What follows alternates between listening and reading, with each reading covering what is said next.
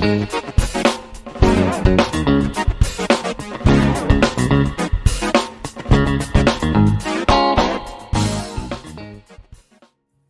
everyone, welcome to another video of Market Matters with me, Dr. Diffins. In today's video, I want to talk about an ETF, or actually a group of ETFs that you might look to if you're seeking various ways to invest. This is a follow-up to the three-part series that I put out before as far as how to open a brokerage account and the differences between ETFs and single stocks. Now, this particular group that I'm going to focus on, it's actually through an organization called ARK Invest, and the CEO of this company is a woman named Cathie Wood. I believe is her name. It's either Cathie Wood or Cathie Woods. And her and her research team, here she is, Cathie Woods, she is the chief investment officer for this portfolio, or for this fund. And what she has here is she has a wealth of experience that she had at different firms where she worked as chief investment officers. And she went out on her own, raised capital, and now she runs these various funds where her and her research team, let's see if we can find pictures of them, but her and her research team, they go through and they literally look at, they're mostly focused on innovation. And what I like about the ARK Invest strategy is that you can see here, I just clicked on our funds. And you can see here that she offers the ARK Invest, they offer two separate types of ETFs. The one on the right would be the index ETFs. And these are going to be ones that are going to follow some type of an index. So there'll be stocks that are almost set in the index and they'll pretty much do what they're going to do. However, she offers 6 actively managed ETFs, and the company is very transparent. It's funny, there's a way that you can sign up, and I'm just going to jump here for a little. Here we go. Under the resources tab, trade notifications, you can actually sign up, and on a daily basis, they will email you the buys and sales of the different funds that are operated within the various ETFs. So just to look at the ETFs, we have ARK's Innovation ETF, their Next Generation Internet ETF, the FinTech Innovation ETF, Autonomous Tech and Robotics. Then she also has Genomic Revolution, and this is interesting. You can spend hours just listening to her and her research team talk about genomics.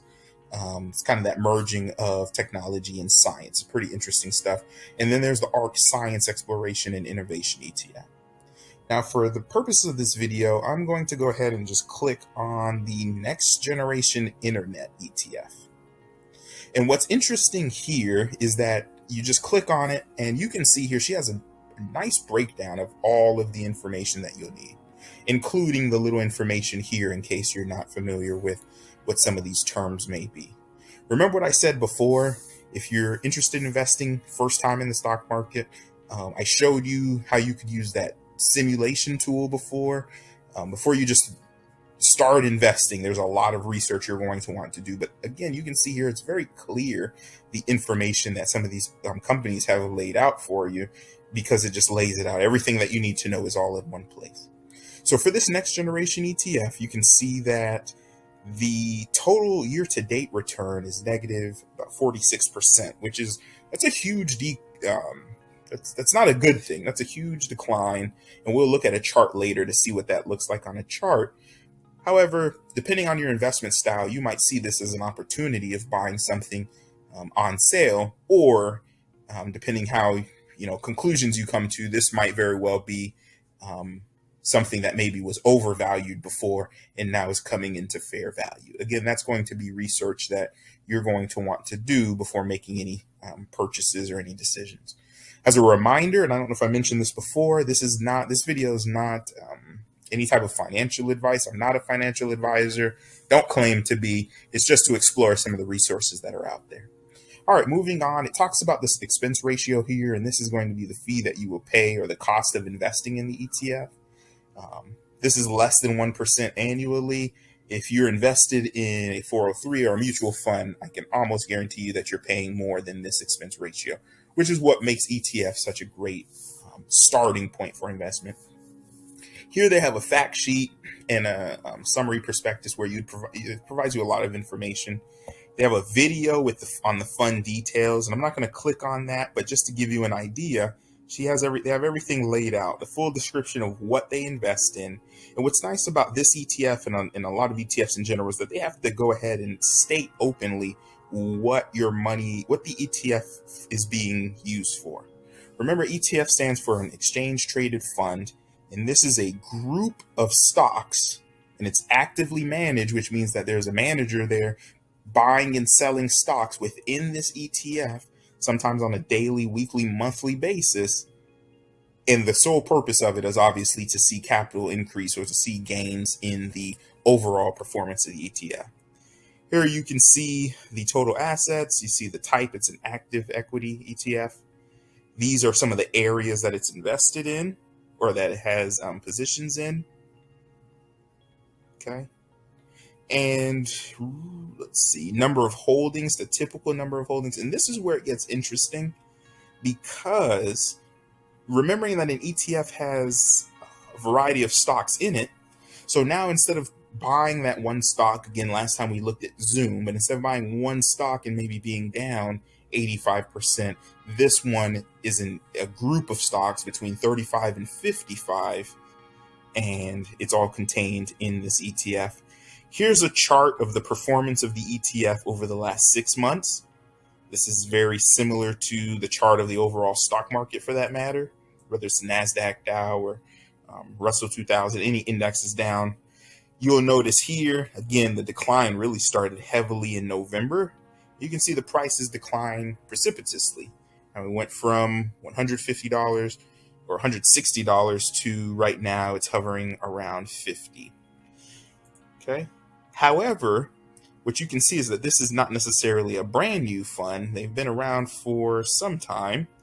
Looking at it on the 5-year, you can see where some of these gains were tremendous for this company, especially around, sorry, I'm jumping around, but especially around right around COVID time after the market crashed. You can see there was a significant increase in the value of the ETF. And this was in part because this particular ETF is the internet one. It's the, what do they call it, next generation internet. So a lot of the holdings are technology companies, which of course thrived during the pandemic. Moving on to performance, here's giving you an example of their performance overall on an annual basis. And okay, here we go. Top 10 holdings. Remember, this is going to contain between 35 and 55 stocks or positions. And here you can see it's heavily weighted in Bitcoin, Grayscale Bitcoin Trust. So there's Bitcoin in this ETF, Roku, Zoom, Square, Tesla, and you can see the weightings here. So again, this is giving you exposure to all of these companies, and I believe the price was $50 or $51. So you can get a slice of all of these companies packed in through this ETF. Coinbase, which is another crypto style play, Twilio, Shopify, DraftKings, Teladoc, that's their top holding. And here's a breakdown by region. So mostly North American stocks, and then additional documents here. And again, the beauty of this, I must tell you, is that the information here between the fact sheet, if you click on the investment case, it's literally going to show you, they're very transparent. It's going to show you the research that was involved in them making the decision to include specific stocks in their ETF. Okay. Now, what I'm going to do again is I'm taking the ARK ETFs, and what I plan to do with is I opened a TD Ameritrade account, as I referred to in the last video. I funded it with $1,000, and my goal is to track and monitor an equal weighted ARK ETF over the next year with incremental deposits of $200, and I'll be providing updates every time that an investment's made, just so you can track the progress along with me. All right, quickly, I'm going to go and do a non-exhaustive, just quick overview so you can see what these specific positions look like on a chart, not going in any particular order. You can see starting off with the ARK Fintech Innovation Fund, and that stock is, or I'm sorry, that ETF right now is down 68%. And all of these from a stock buying perspective, technical basis, if you look on any of the major economic magazine or stock reporting, it's never really a good idea to buy stocks when they're on their way down, because the problem with that, as you can see, stocks or ETFs, you see here is down. And if you're saying, oh, I think it's going to go up here or here, oh, I think it's going to go up here or here, I think it's going to go up here, that's trying to do two things. One, it's trying to do what they call catching a falling knife. And of course, we can imagine what happens when you try to do that. And then the other thing is trying to time the market, right? So you think that you know where the stock market is going. And I can guarantee you that people that are smarter than all of our knowledge combined, that or they live and breathe these things, they can't tell you where the stock market's going because there's so many factors. However, the reason that I'm going to go ahead and invest is really just to prove the point that the key to success in the market is actually not whether or not you invest, it's that you do it consistently, right? If you're waiting, or you're waiting for that perfect moment, then you're becoming too actively involved in it.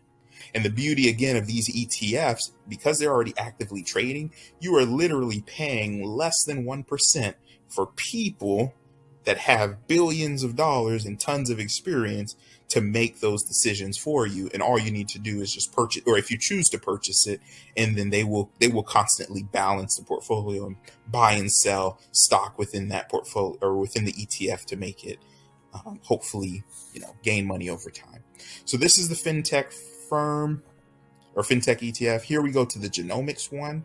If you have a chance to look at the genomics information, very interesting.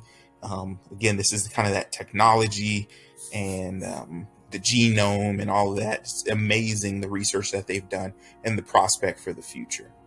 Okay, so this is the genomic ETF, and that one's down 66%. Then we move on to the ARK. I believe this is their flagship fund, and this one is just their innovation fund. Again, if you're a believer in innovation, if you're a believer in technology, if you're a believer in, possibly Bitcoin, or just the notion that the world is ever changing and that the legacy or the way of doing things is changing, then you might be interested in researching this one. And this particular ARK Innovation ETF is down on a 52-week basis. From its 52-week high, it's down 69%. So again, tremendous losses, as you can see.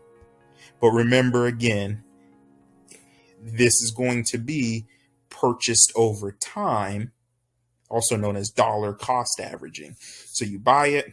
If it falls 2 weeks later, you're buying more. If it goes up 2 weeks later, you're buying more. You're constantly engaged, so that way you can eventually take advantage of some of these moves when they move up over time, right? Because one thing that you will notice about the stock market, they always say, look to the top right corner, and you see the top right is constantly going up until it doesn't, of course, but eventually it resumes the trend upward.